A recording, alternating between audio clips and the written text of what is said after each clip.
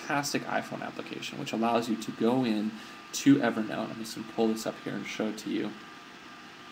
And you can take a note, let's see if that's using your iPhone camera. So I can go in here and I can say I want to do a snapshot note, and I want to go ahead and I want to take a picture of, I'll just take a picture of this class right now.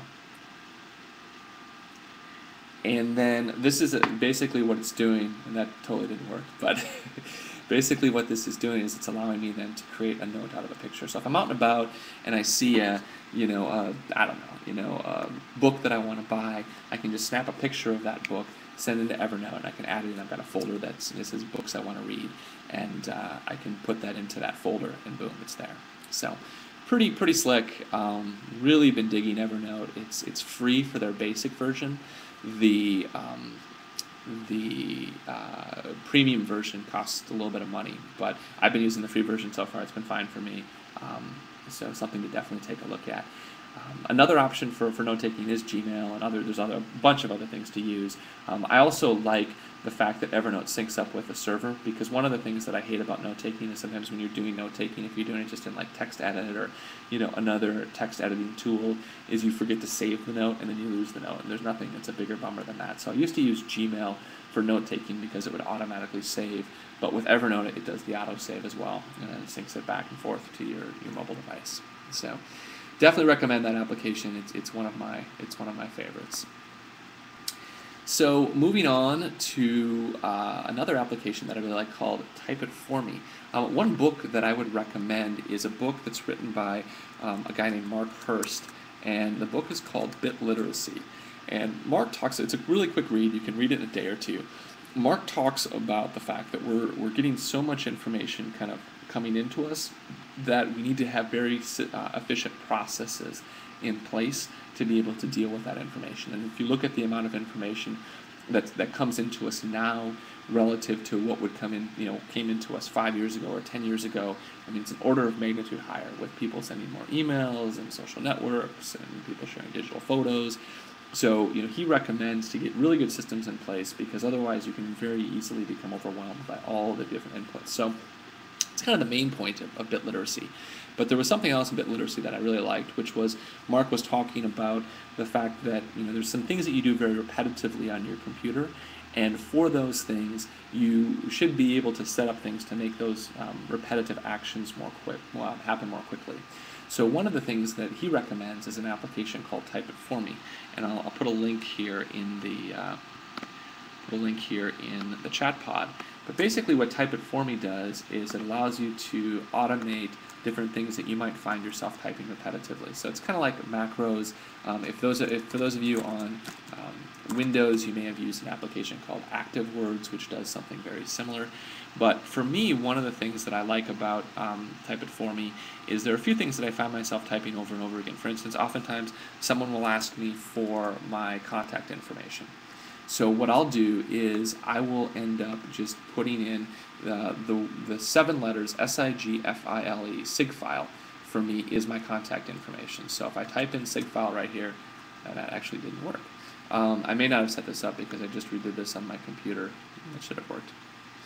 All right, let me do my address. So if I type in my address, oops, there you go. And it replaces with my address here in San Francisco. So now you guys all know where I live. So it's a very slick application for doing things.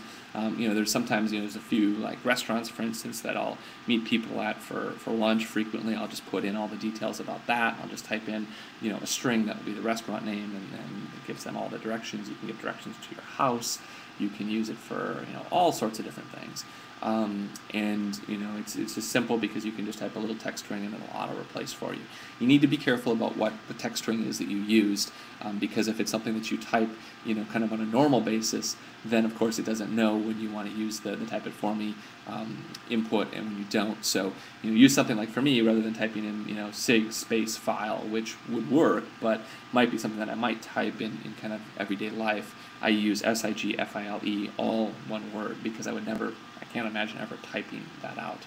So And I've got a number of these Type It For Me things set up. There's some other cool things that you can do with Type It For Me as well. It's another application that's not free, but I think it's like $20 or something, and I've found it to be very, very useful over time. So something that I would definitely recommend. So any questions there? Are you guys enjoying this so far? Am I going too fast, too slow?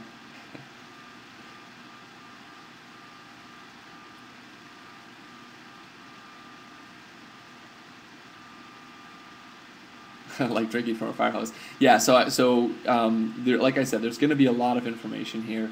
What I'd love to do is get through all this stuff, answer any questions that you might have, and then a lot of this stuff is just stuff you go out and you play with. I mean, several of these things, Quicksilver and stuff, could be an entire course in and of themselves. But my goal today was basically just to expose you guys to a lot of different things and then let you guys go off and play with them. So cool. Thanks, Quincy. Appreciate that. Thanks, DJ.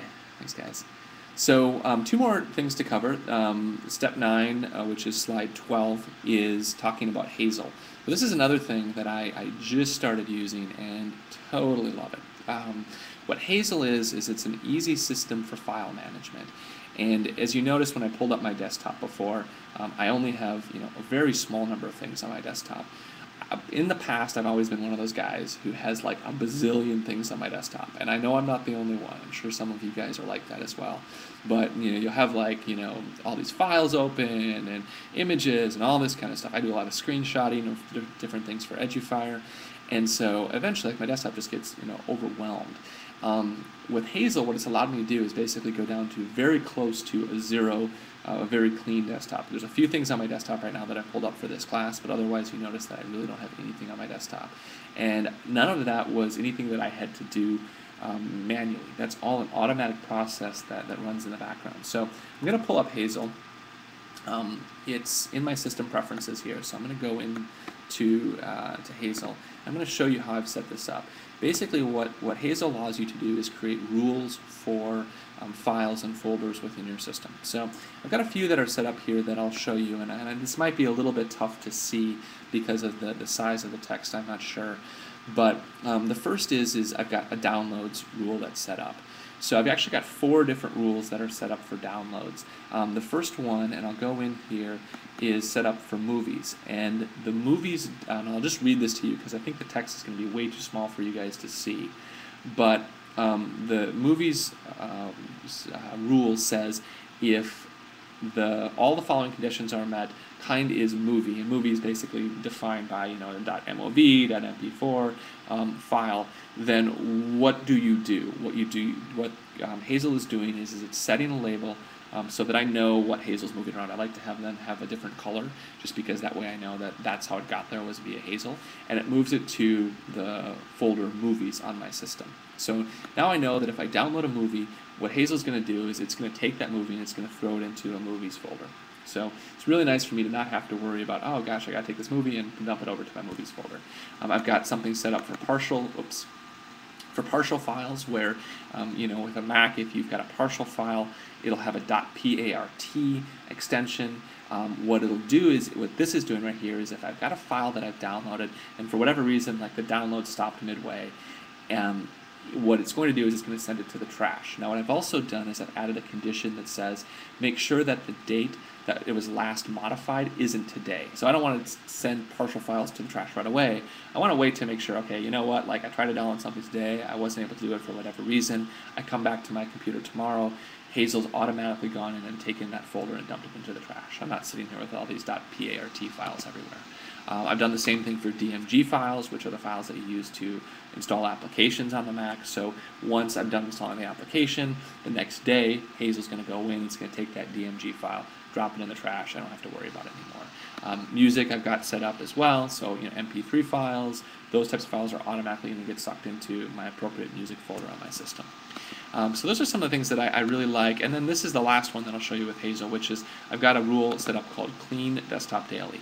So basically what it does, it goes into my desktop and it says if there's a file on my desktop that was not added to my desktop today, go ahead and take that